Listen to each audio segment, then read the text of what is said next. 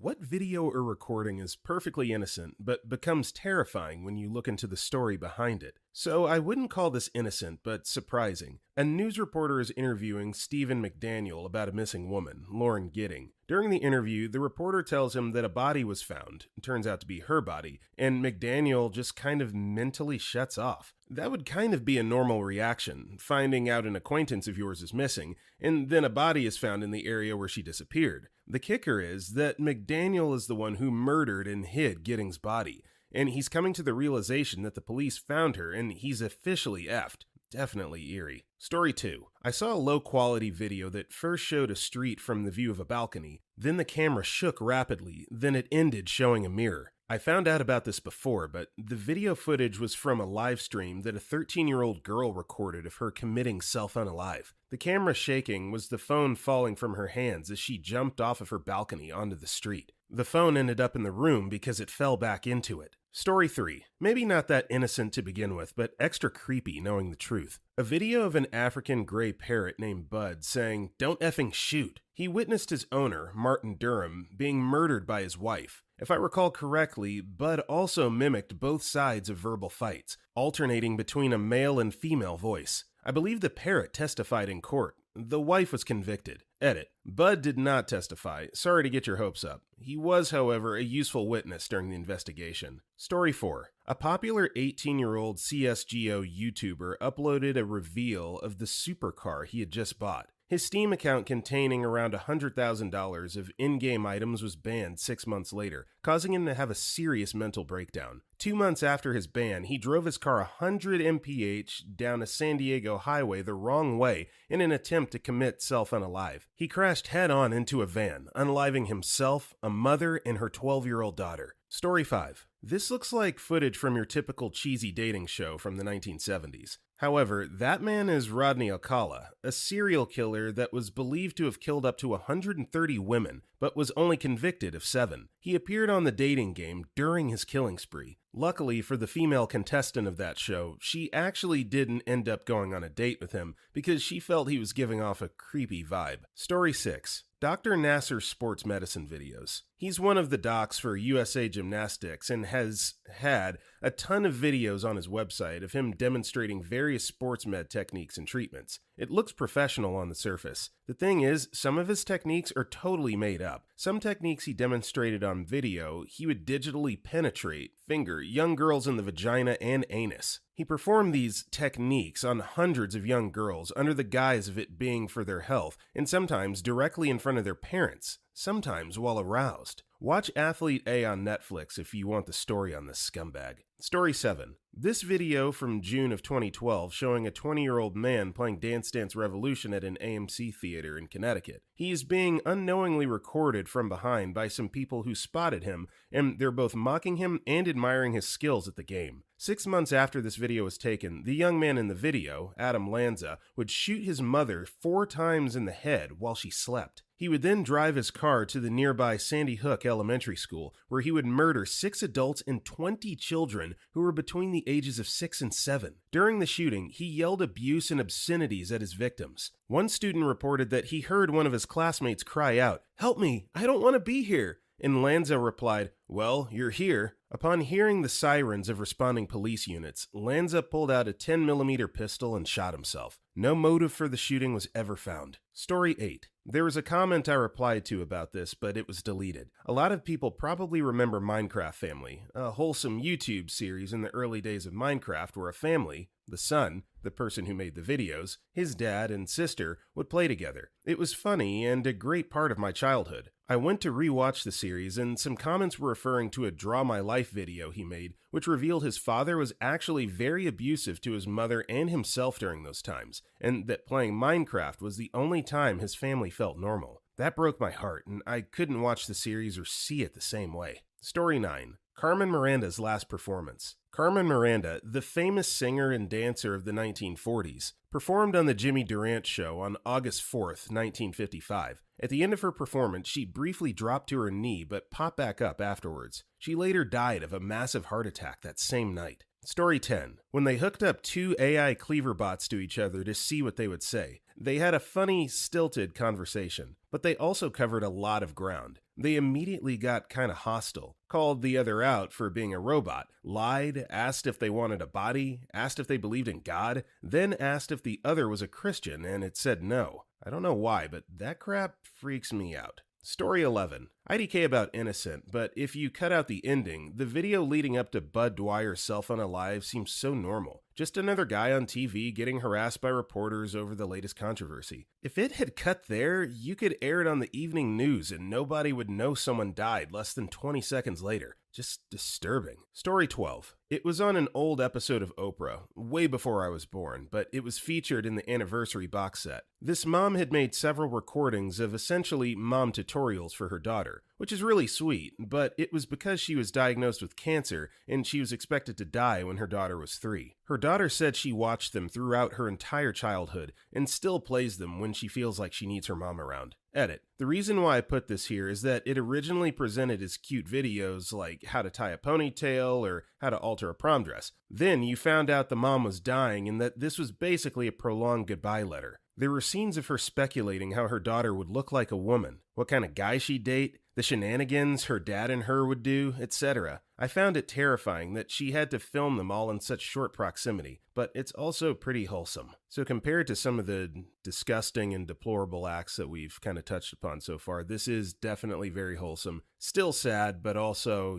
kind of touches you in the heart. Even more so just knowing that this girl that was 3 years old when her mom passed away, apparently, that she still draws strength and encouragement from those videos. So that's pretty cool. Story 13. This isn't really terrifying, but it always gives me the creeps to hear it. It's a video of Alessandro Morisci, who is a castrato singer. This is him singing in 1902, I believe, and he was in his 40s. If you don't know what a castrato is, they basically used to be really popular to use in opera and other genres of music way back a few centuries ago, mostly to use in place of female singers. A castrato is a male singer who's been castrated before puberty. Basically, if a young boy had a high voice in choir or something along those lines, they would be castrated while young so that they wouldn't lose their abilities to reach the high pitches because their voices wouldn't drop due to puberty. Honestly, the recording completely creeps me out because it's such an awful thing in the history of opera, and it's so creepy that only a little under 100 years ago did the last official castrato die. Thousands of boys died while being castrated or after, and this recording is absolutely haunting. Story 14. How about the kid crying while getting a hug from a cop? He's wearing a free hug sign that his physically and mentally abusive mothers forced him to wear to a Michael Brown rally. Years later, they drove off a cliff with their whole family in the minivan. They'd been abusing their adopted family for years prior. Not a recording, but a pretty terrifying picture that gets circle-jerked all over the internet without the real story. Edit. Devontae Hart, if anyone is wondering. Edit. It was a Michael Brown rally. He and Eric Garner's deaths were only weeks apart. I shouldn't have gone from memory on that. Edit. Hey everybody, just so you know, there are about 40 people in this thread that want you to know about a podcast called Broken Hearts that's about the murder cell phone alive. Story 15. Here's a really good one. This cop is giving advice on how to stay safe and avoid becoming victims of a crime. He talks with a reporter about how, quote, anything can happen. Being a female, you could be SA'd, robbed if you're male. Well, it turns out that the cop is none other than Craig Pyer, who 3 days after recording this video, murders Kara Knott after pulling her over. It was found out through the investigation that Pyer had a history of targeting women and making predatory sexual advances on several female drivers. For further reading, I recommend One Day by Gene Weingarten.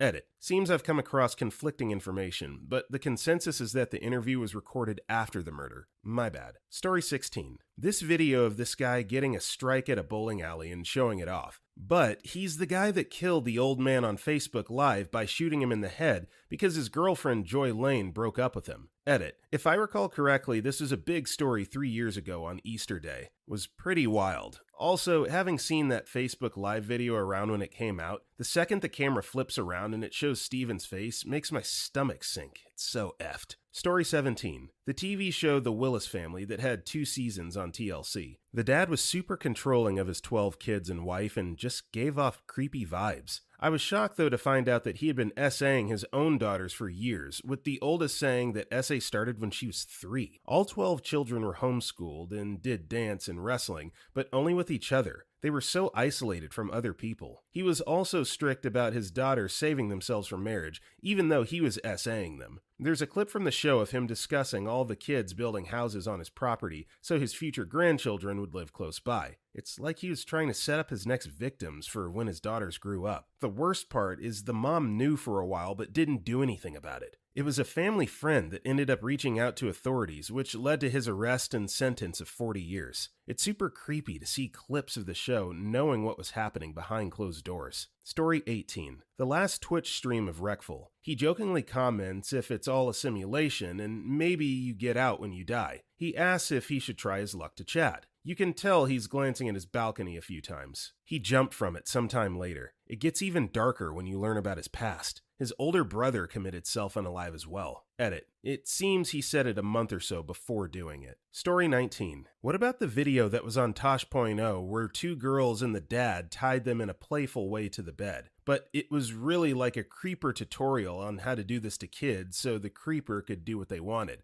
Tosh said on the show it was creepy, and the guy's whole YouTube channel was weird. A few months later, the FBI or something investigated it, and it turned out the guy was a creeper abusing the girls and exploiting them on this kid's YouTube channel. That video looked creepy innocent until you find out the real story. Story 20. The 2007 movie Waitress. It's about a small-town waitress with a passion for baking who struggles with an abusive husband and an unwanted pregnancy while trying to find happiness and love. It's a sweet and really heartwarming film, and it has some big-name stars. Kerry Russell, Nathan Fillion, Andy Griffith, but most notably to this post, Adrienne Shelly. Adrienne Shelly was not only a co-star and the writer for Waitress, but this movie was also her cinematic debut as a director. When released in 2007, it was very well received for its heart and unique directorial style. However, Adrienne Shelly was murdered in 2006, 3 months before it debuted. Her death was first ruled as self-unalive by hanging before further investigation showed she was murdered by a stranger who staged her self-unalive. Waitress was the only film she would get to direct. The Adrienne Shelly Foundation now exists to support women filmmakers, continuing Shelly's legacy. Honestly, typing this up is making me a bit teary. Waitress is one of my all-time favorite movies, and a great musical as well. And losing someone like Adrienne Shelly just shows how cruel the world can be at times. Edit. Turns out Waitress wasn't her directorial debut, though it may have been her cinematic debut versus direct-to-video. Story 21. Not sure, but the video Lil Peep's brother posted, thinking his brother was just really high. Kid was turning blue and struggling to breathe, but it looked like he was nodding out. Edit. Remembering this more clearly now. It was Bexy, and he made a post saying something like, he was like a brother to me, etc., etc. I'm about as far away from Lil Peep's demo as anyone can be, and I didn't know who he was. The video just haunted me. I came to his music posthumously, and the kid has some serious talent, just couldn't outrun his demons. Story 22. This guy's dolphin encounter. The dolphin that nodded his head with his mouth open is doing an aggressive gesture, not liking how close the guy is. Also, small groups traveling together like that are gangs of males, known to chase females down, abduct them, and gang SA them. Considering that dolphins have tried to SA humans too, he's lucky that this one decided to just leave. Story 23. Don't stand too close to me. Sting was a teacher in the UK for 2 years who taught 11 to 16-year-olds. In an interview, he said the following: I wanted to write a song about sexuality in the classroom. I'd done teaching practice at secondary schools and had been through the business of having 15-year-old girls fancying me, and me really fancying them. How I kept my hands off them, I don't know. Then there was my love for Lolita, which I think is a brilliant novel. But I was looking for the key for 18 months, and suddenly there it was. That opened the gates, and out it came. The teacher, the open page, the virgin, the essay in the car,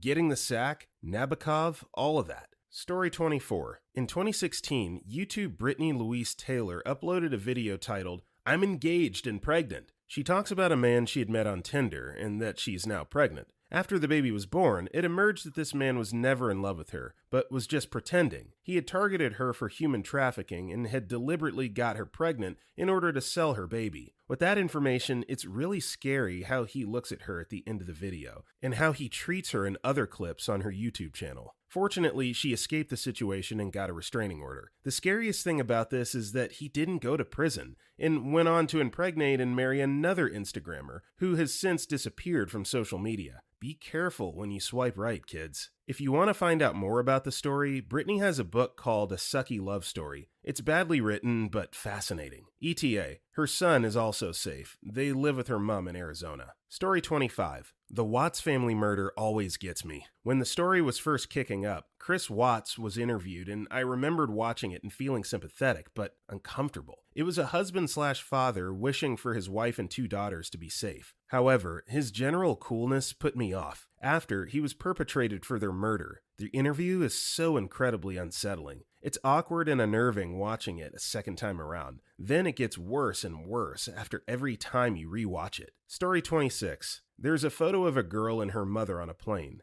The plane they were on was Malaysia Airlines flight MH17. Flight 17 was later shot down by a missile over the Ukraine. There were no survivors. Another picture from Flight 17 was a boy and his mother just before takeoff. Another picture is of the plane before takeoff with the caption, "If the plane disappears, this is what it looks like." The reason the guy said this was because 4 months later, Malaysia Airlines flight MH370 vanished while going to China. Story 27. There was a celebrity in the UK called Jimmy Savile who presented many BBC programs in the 1970s, especially ones with a younger audience. He did a campaign for seatbelt awareness and was a patron for many charities for the vulnerable. He was probably the most loved celebrity for decades. After his death, he was revealed as the country's worst child sex offender who used his fame and proximity to children to abuse them. Any picture or TV footage of him near kids was probably shot just before or after he SA'd someone. Story 28. In the documentary Paris is Burning, there's a moment where a drag queen named Dorian Corey is getting ready and she says, "I always had hopes of being a star, but as you get older, you aim a little lower. Everybody wants to make an impression, some mark upon the world. Then you think you've made a mark on the world if you just get through it,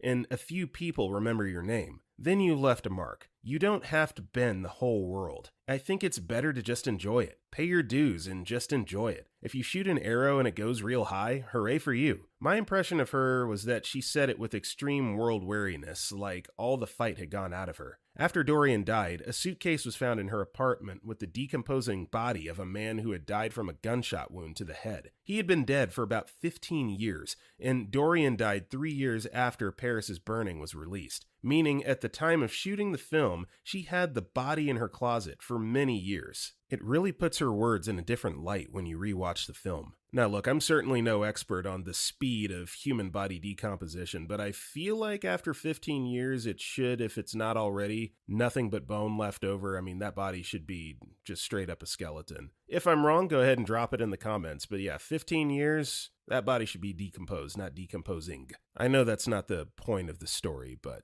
science. Story 29. Not really seemingly innocent, but Shelley Duvall was severely abused and neglected on the set of The Shining. All staff were told to only interact and acknowledge her if they were mean to her. She wasn't told about most scenes. They just had Jack go after her with an axe. There's so much more bullcrap. She's attributed that movie to her eventual retirement from acting and poor mental health to this day. Edit. Worded it better, as apparently some people are so passionate about The Shining, they'll send disgusting, abusive messages if you aren't completely specific or knowledgeable about everything you comment online. Story 30. It was taken down, but I think a girl on Twitter said she was kidnapped and SA'd, and the SAers filmed it and uploaded it to adult content websites. To anyone else just watching, it looks like regular consensual sex. Apparently, there's a ton more SA videos just like that, and adult content websites mostly ignore them. In this girl's case, she contacted them asking for it to be removed, and they kept it up for a while longer to keep making money off of her trauma. Story 31. Reverend Jim Jones looks like just a reverend at a very enthusiastic church. Was actually very well respected and active in fighting for civil rights. He eventually led his followers to the People's Temple in the jungle and had them commit mass self-unalive, or forcefully poison those who would not take it willingly. Over 600 deaths after poisoning the punch with cyanide and then unaliving himself. That's where the term "don't drink the Kool-Aid" comes from.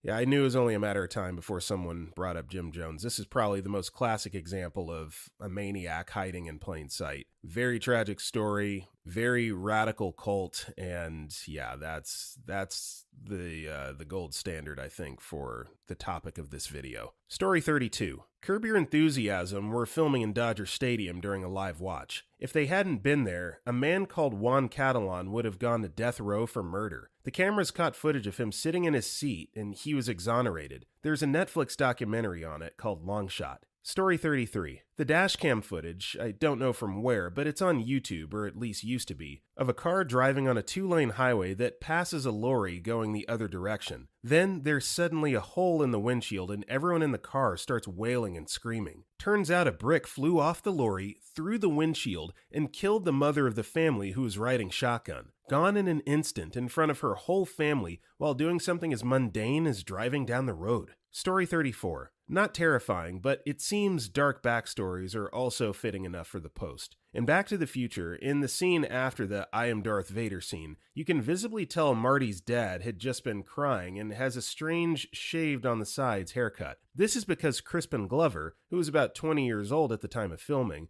and the producers had disagreed on how the character's hair should look after the Darth Vader scene, and they forced a haircut on him. I don't know if it was physically forced onto him or if they yelled at him until he sat in the damn chair. Either way, it sent him to tears. He also claimed that he was abused by producers in front of extras, which I feel is backed up by the confirmed fact that, well, one of the producers are known a-holes, and were a-holes to the guy they hired to replace him in the second movie, but mainly, Glover had to redub some scenes because he was so nervous on set he couldn't even speak. I don't believe the common explanation of this, which was that he was nervous because he was 20 years old and just starting his career. Dude had a main role in Friday the 13th Part 4 and had a couple of other movies beforehand, and he seemed perfectly fine behind the scenes. There's a lot more shady crap behind the BTTF trilogy and Glover being screwed over in the process of it, even leading up to recent times. But this comment is long enough, lol. TLDR, George McFly's weird haircut was forced onto him. You can see him looking upset in the movie, and he was literally bullied and later slandered by producers. I can't see the movies the same way. Edit. For people saying he was on drugs and difficult,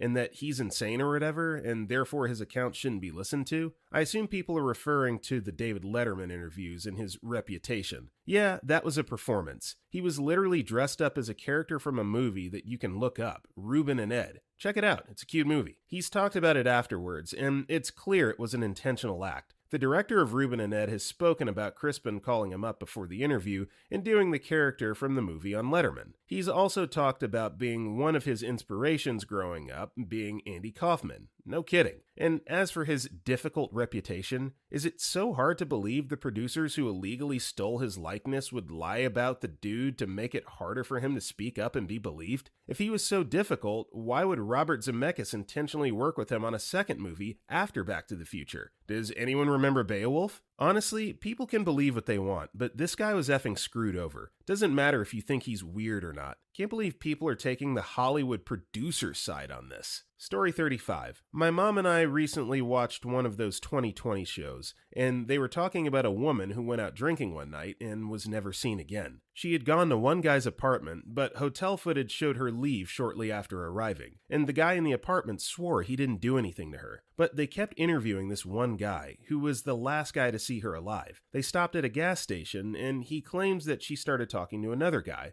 got in his car, and left. He played the whole, if I had only known, I wouldn't have let her go act, with tears and everything. Well, there's footage of him at his job a couple days later, and the footage is super generic. He has a cooler on a rolling cart, and he's putting it in a freezer. He worked for a food production company. When the police interviewed his boss, they asked to see all of her footage, and she obliged. When they got to that part of the footage, him putting the cooler in the freezer, she told police to stop. She said that those coolers were used to store granola bars, and there was zero reason for those bars to be put in the freezer. The girl's body was in there. He took it out back and burned basically everything in a barrel down the alley a couple days later, but it was before the police had seen the footage, and he had bleached his entire van before police could search it. Story 36. Not a video, but a movie, Milo and Otis. I watched it a whole bunch as a kid, only to learn years later that several dogs and cats were needed for the film because they kept dying as a result of the situations the filmmakers put them in. Examples include Pug vs. Bear, Cat vs. Snake, and Cat gets thrown off cliff. As a child watching the movie, the thought never really arises that these are real animals, and as an adult, it makes me wonder how the F people could get away with this. Story 37. I can't supply the link because I saw this secondhand, but there's a video online of a man making a joke about how his wife must be feeling really tired today because she's normally up early in the morning and it's past noon and she's still in bed. The entire video is completely innocent, and it's only after the camera stops that he found out she died in her sleep. Story 38. Fire at a nursing home in Sydney back in 2011. TV reporter interviews one of the nurses, Roger Dean, who tells of helping get residents out. Then the police announce he was the one who set the fire to start with to try to cover up his theft of $85 worth of prescription drugs. 11 people died in the fire. So $85 is worth committing arson and being locked up indefinitely? Alrighty then, just another case of insane levels of stupidity here. Moving on. Story 39. The dating game. The concept appeared innocent enough. A woman chooses a bachelor out of the 3 available contestants and they go on a date. However, the game in 1978 turned dark when serial killer Rodney Alcala was nominated to be a contestant and actually won the game. The contestant refused to go out with him on the date because she thought he was actually creepy afterwards. She dodged a bullet. Story 40. Actress Melissa Benoist was on Jimmy Fallon in 2016. She told a story about a time she fell and tore up half her face and one of her eyes. She made jokes about it, and no one really thought about it. Last year, she revealed that one of her exes was very violent when they were together. She revealed that the story she told on Jimmy Fallon was a cover-up story. The real story is that her husband, at the time, had thrown an iPhone at her face. Story 41. I'm writing a book on this very situation. In fact, I'm getting a chill at the moment over this question. I lived with a female, GF, who always wanted to record our bedroom activities. This was 2005/2006, so we used a camcorder. Although not perfectly innocent, I accumulated about a dozen sex tapes by the time we broke up. I wasn't supposed to have the sex tapes either, but I did. For a reason that's way too long to include here, I received a subpoena from an attorney who had a lawsuit against the company the ex worked for. There were maybe 5 minutes out of a dozen 90-minute tapes that I needed to find, then cut out and send to the attorney. While surfing through one of the tapes, I noticed something odd during one of our bedroom romps. My then GF held up her right hand with a clenched fist while I was fiddling with the camera. I was looking in the opposite direction of her, and she's giving the Black Power hand gesture while looking down the hall to our bedroom. Turns out she wasn't a secret Black Panthers operative. She was signaling to someone at the end of the hall that led to our bedroom to hold their position. Over a 10-month period, I found 9 instances over 9 months of my then GF sneaking people into our home while we had sex. I was 42 then, she was 27. It completely changed my life, and not for the good. At least then it wasn't. It wound up involving the police, Texas Rangers, even FBI. I've completed the first draft of the book, and I'm about 3/4 of the way through the first edit. Story 42. Can't find the video of it, but this happened in 2004. A guy named John Sharp lived in the suburb of Mornington in Victoria, Australia, with his wife Anna and 2-year-old daughter Gracie. One day, Anna, who was 5 months pregnant with a boy, and Gracie suddenly vanished. John Sharp made a teary plea to his wife to come home, that she and Gracie were missed, and he loved them both so much, etc., etc. A few days later, police charge a man with the murders of Anna and Gracie. That man was John Sharp. John Sharp shot his wife in the head with a bow and arrow, killing her. He then shot his daughter. The first shot didn't kill 2-year-old Gracie, so he pulled the arrow out of her head and shot her again. He dismembered the bodies, bagged up the parts, and dumped them at the tip.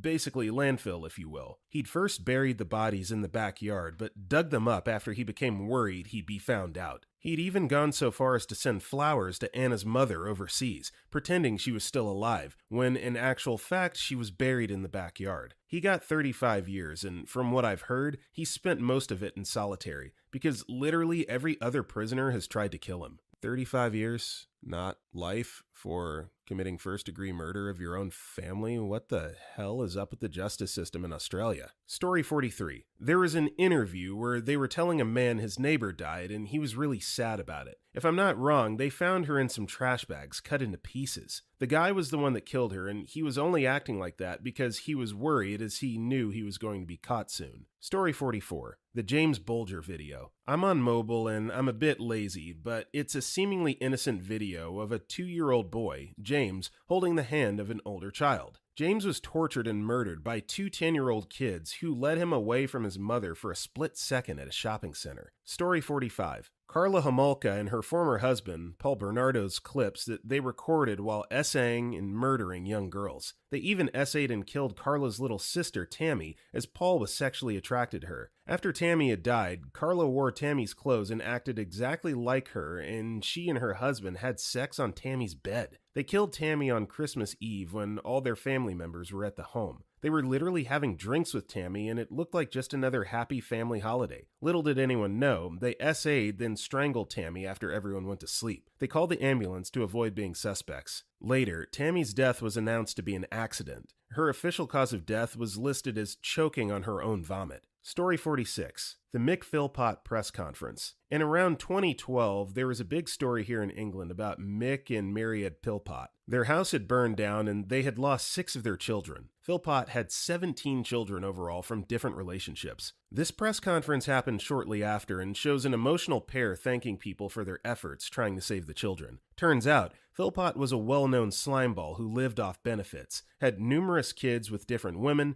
and was in an open marriage that only he seemed happy about and had been on TV before bragging about his life. When one of his mistresses decided she'd had enough and left, she took her kids with her. Philpott didn't like that, so concocted a plan to set fire to his own house, rescue his kids in a feat of heroism, and frame the woman who left him so she'd lose custody of the kids. The fire got out of control way quicker than he expected, and he ended up unaliving his own children. He did that press conference knowing he was responsible. He's now serving life in prison. Edit. There's a great picture out there somewhere taken during the same press conference. It shows one of the police officers assigned to the case with a look of disgust, almost like he's thinking, we know you did it, we just can't prove it yet. Story 47. The Crow. One of the main actors passed away after being shot with a blank round. They finished the film. Edit. I'm awful at names, so I apologize for not mentioning Brandon Lee by name. Try to avoid names if I can't exactly remember them. He was killed by what was supposed to be a dummy cartridge. The crew made it themselves and used live primer, which is why it was a powerful shot. Story 48. The Twilight Zone movie. At first you would think nothing is wrong until you hear what happened during shooting.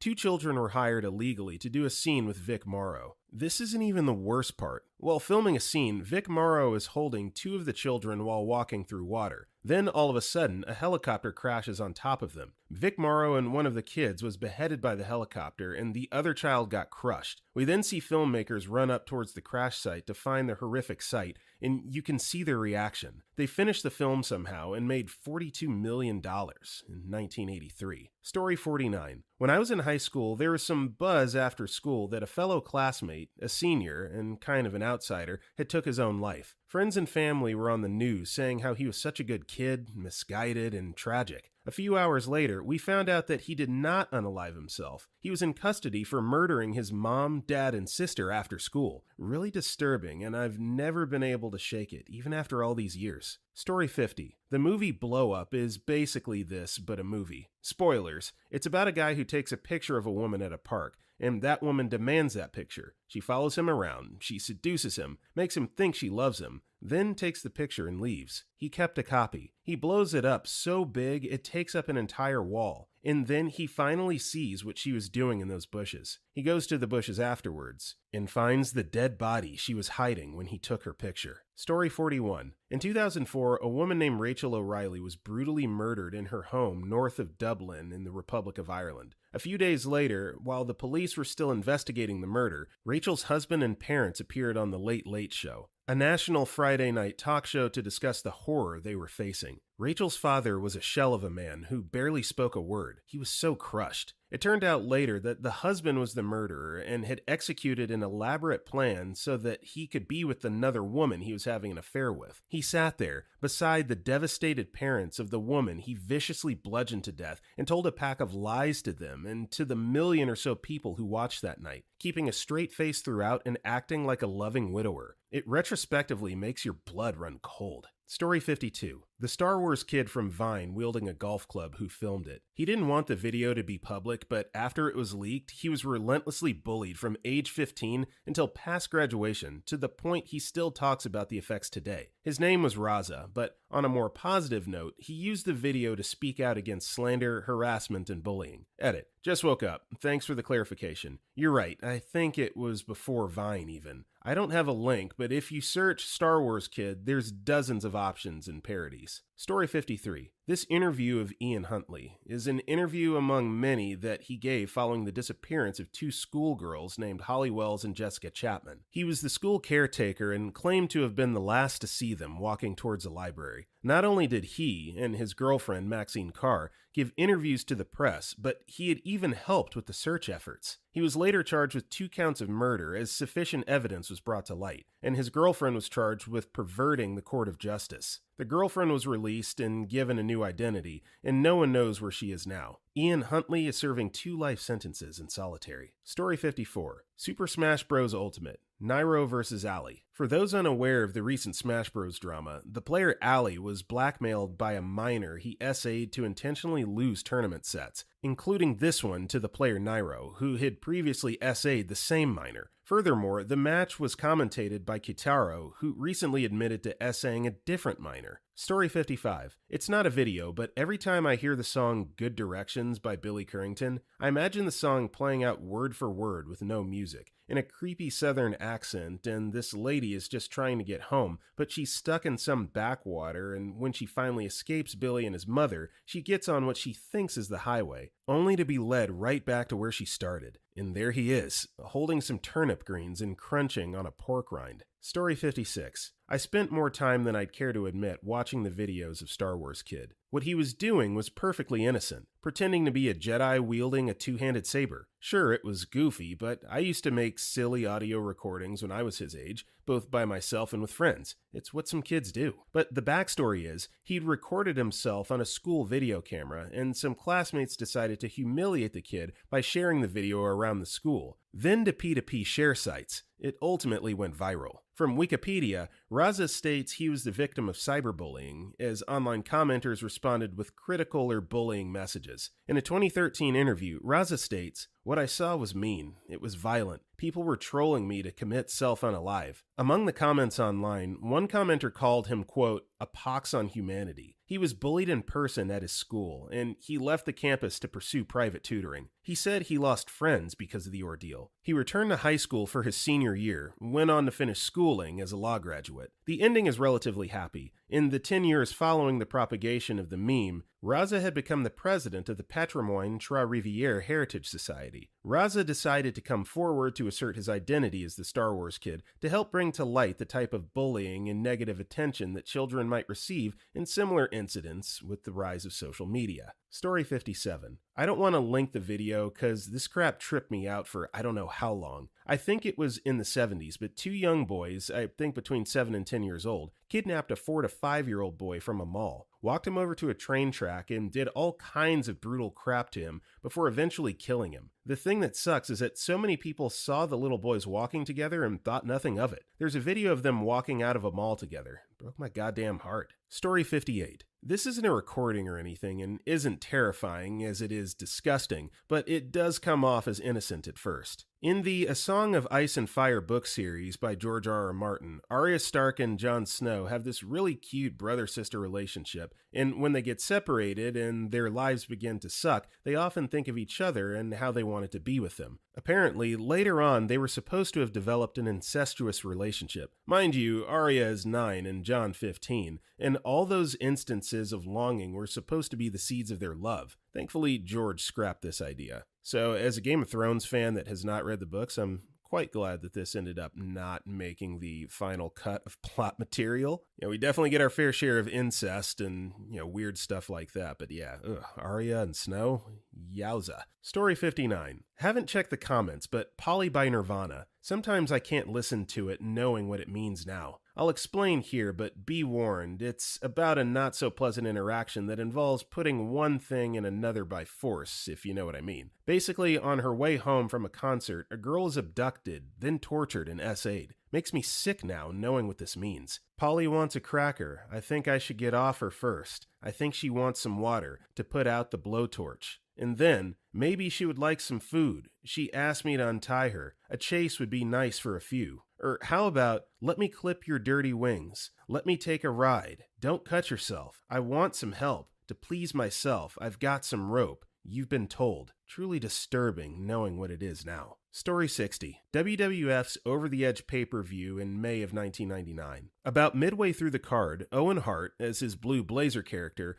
was set off to face against The Godfather. As Hart was playing the goofy gimmick character, they wanted him to make a superhero-like entrance by descending into the ring from the arena rafters. Unfortunately, due to the poor planning and poor quality equipment, the harness malfunctioned and Owen Hart fell 78 feet, about 24 meters, to the middle of the ring, killing him instantly. The footage of his fall was never broadcast and has since been destroyed, but choosing to continue the show after his death, ringside announcer Jim Ross had to let the audience at home know that a man loved by the entire industry has just died in the ring. Sorry for the quality, but here's the best footage I could find of the live announcement. Vice even produced an episode for their series Dark Side of the Ring, available here, where you see the actual clip used in the stunt that caused his death. The fact the pay-per-view was called Over the Edge and a man fell to his death may just be a crazy coincidence or something much more sinister. Story 61. My friends and I, 14 to 16, have a bunch of videos going through a certain place, quoting vines and laughing. But the reason we do it is because my friend is trying to get over her getting SA'd and only wants to go with other people while recording. We quote vines to lighten the mood. It's a really fun place and she wants to be able to enjoy hanging out there. Not exactly terrifying, but a little unexpected for a video of teens quoting vines and laughing. Story 62. There's a video of the Chinese factory explosion from 10 years ago that has terrified me. Someone was streaming the original blast, not knowing what's coming, when the second massive blast happens and for a split second you think, is he too close? Then, with a first-person view, you see the explosion and just tons of metal debris and a shockwave just decimating everything. Anyone in that area would have had less than a split second to contemplate what was coming. I've never seen a video that really shows how quick and devastating a blast like that is when you're in the blast radius. Story 63. I don't think this necessarily counts, but this one always makes me think. The short video of Anne Frank watching a young couple, newly married, from a second-floor window of her house. It's said to be the only video of her. I think someone who was filming the married couple just happened to swing the camera up and catch her watching. I just find it so unsettling given what happened to her and the millions of Jews killed in the Holocaust. All the lives lost senselessly. She never knew it would be the one and only video she would ever be in. Story 64. I worked for a skydiving company a few years ago and we had a death. Customers who were on the same plane still got their videos, so there are videos with scenes from before the jump.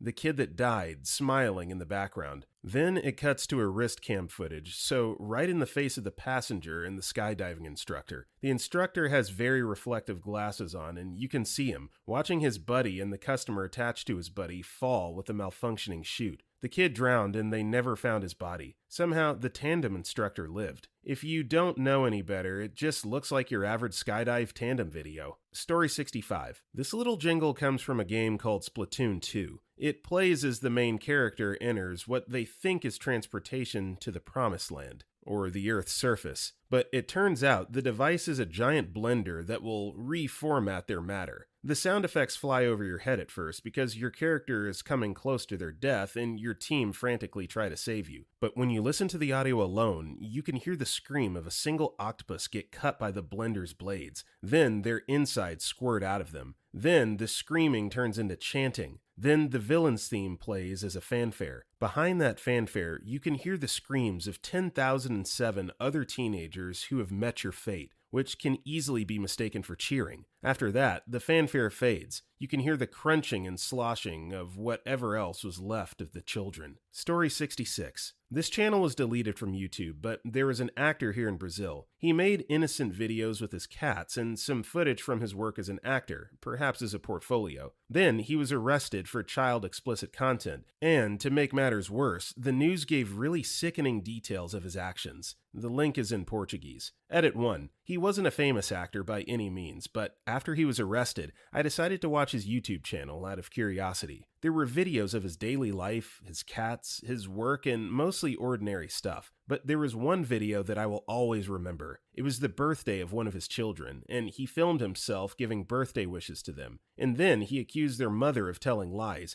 saying that she made them hate him. I believe she knew this guy was a monster and wanted to protect her children from their own father. Edit 2. Apparently, he had another YouTube channel. It's also mostly made of ordinary stuff, like the other channel. I watched one of the videos, and it's him complaining about his loud neighbors, which was hypocritical of him since his actions were much worse than giving loud parties or whatever that made him complain about his neighbors. One thing that I remember about the channel that was taken down was that people started commenting on his videos, calling him a creeper, cursing him, and telling him to rot in jail. I personally didn't comment anything, but I supported these comments, since the guy is a horrible person who destroyed lives. I also hope that the children that were affected by his actions were young enough to never remember what he did. Story 67. Zaire vs. Brazil, 1974 FIFA World Cup. With Zaire losing 3-0 to Brazil in the 1974 World Cup, the Brazil players line up to take a free kick from just outside the penalty box. Before a Brazil player can shoot, a Zaire defender, Joseph Alunga, breaks free from the wall and seemingly inexplicably launches the ball upfield. It seemed like Alunga was just oblivious to the rules, and this was very much portrayed as a moment of comedy. However, as Zaire were African Cup holders and the only African representatives at the World Cup, they were indeed a competent team who were very aware of the rules of football. As it transpired,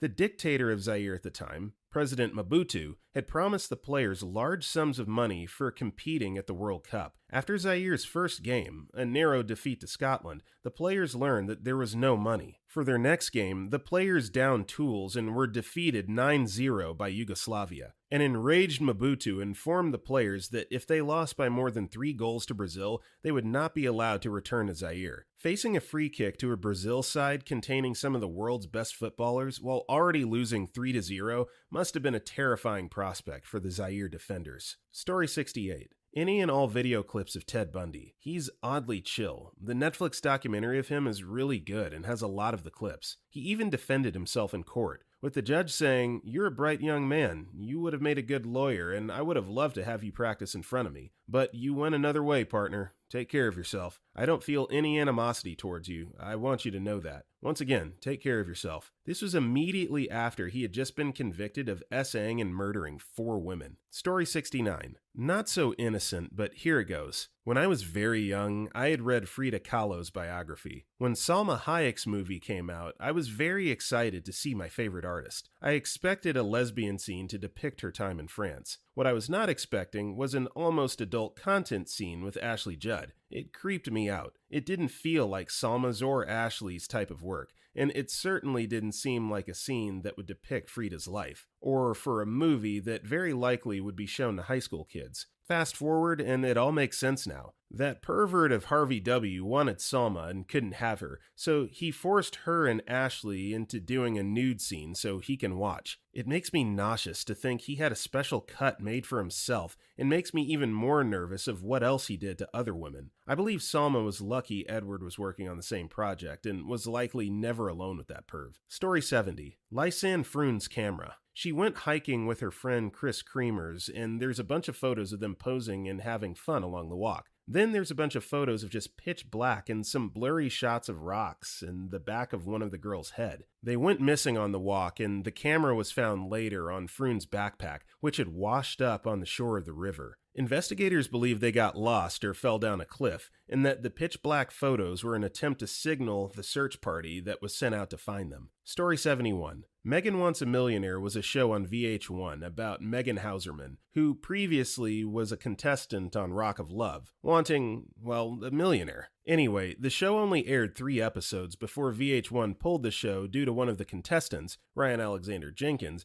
brutally murdering his wife, Jasmine Fior. To impede identification of her body, he removed her teeth and fingers, before stuffing her into a suitcase and tossing her into a dumpster. They managed to identify her body due to the serial number on her breast implants. The crappiest part about all of it is the coroners reported she had only died a few hours before her body was found. Story 72. Susan Smith desperately pleading for the safe return of her 2 children, when in reality she had drowned them in her car. In 1994, this case captured everyone's attention when a young woman named Susan Smith claimed that a black man had taken her car with her 2 young children inside and drove off. For days, she would plead for their return. Days later, it was revealed that she had actually driven the car into a lake with the children inside, and that the carjacking story was false. Some days, she even stood on the shore watching the car sink. Allegedly, no one can verify that except her. Apparently, an investigator just didn't buy her story, although it convinced most people. Keep in mind that this was an international story, in pre-internet 1994. Even friends and family back in my native Venezuela heard about this case.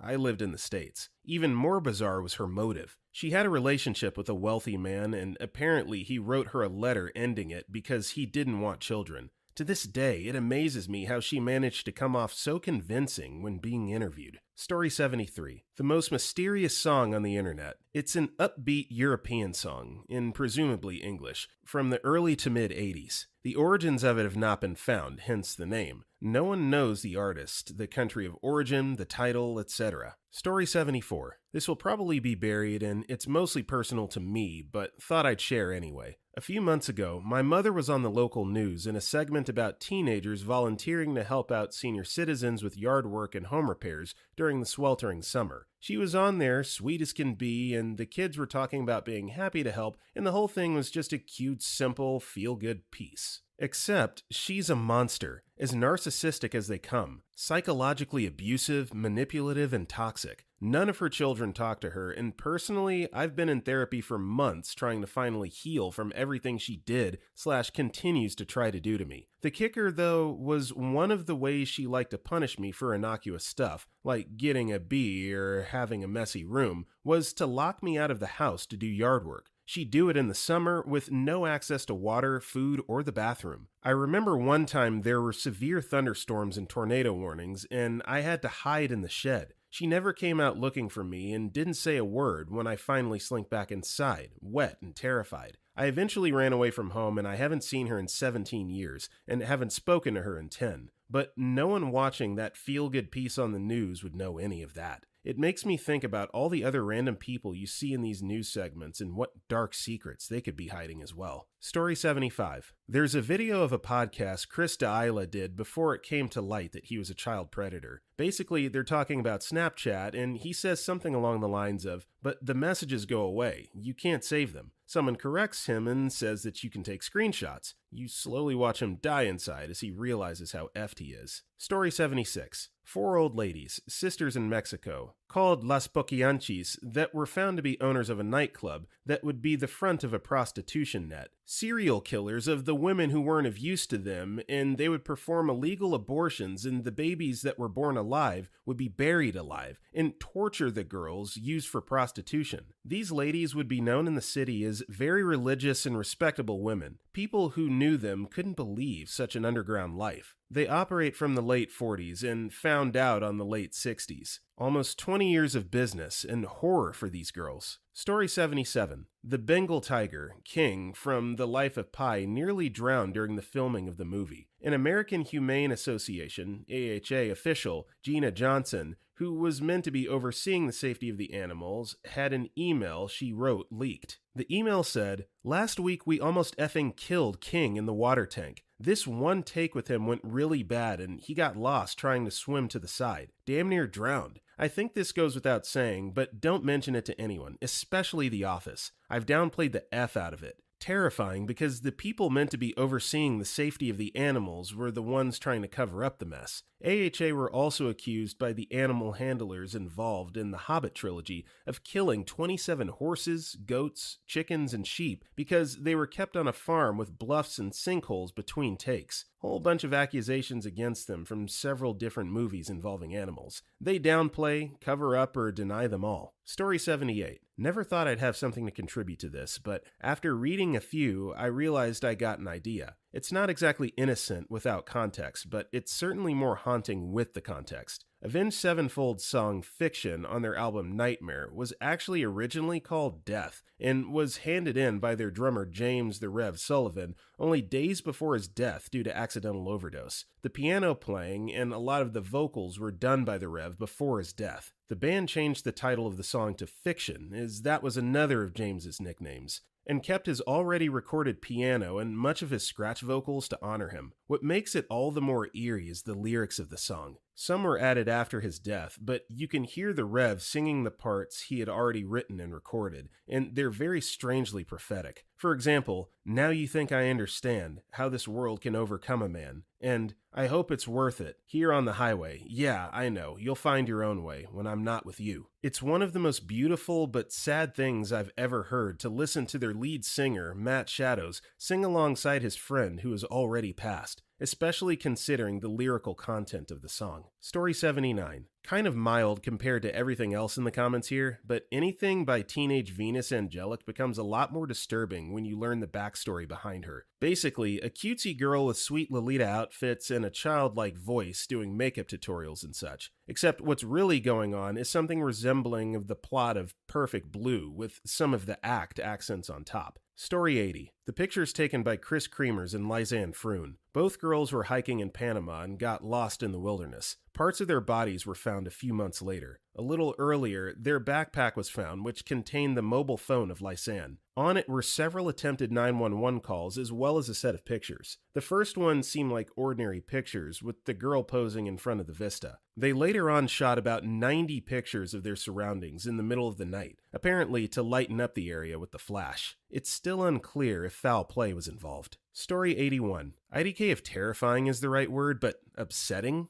Definitely for me. The pufferfish eating the carrot. It's choking, and I only realized after first seeing it. The first time I watched it was a short portion of the full clip, and it was just the pufferfish with a little bit of carrot in its mouth, and it looked like it was eating it at a glance. Like maybe 3 to 4 frames of the full video on a repeat. Later saw the full video and was like, damn, that's effed up. Story 82. I know I'm late to the party, but I think one of the eeriest videos I've seen is this one. Backstory. On March 4th, 1966, Canadian Pacific Airlines Flight 402 crash-landed on approach to Tokyo International Airport in Japan, just short of the runway. Of the 72 people on board, only 8 survived. Less than 24 hours later, a plane spotter was taping the wreckage of the flight and happened to record BOAC Flight 911 in the background taking off beside the wreckage. Flight 911 would disintegrate over Mount Fuji several minutes later due to extreme turbulence, killing everybody on board. Here's the video of Flight 911 taking off. It's quite eerie to think this was the last video of 124 people who didn't realize they were minutes away from death.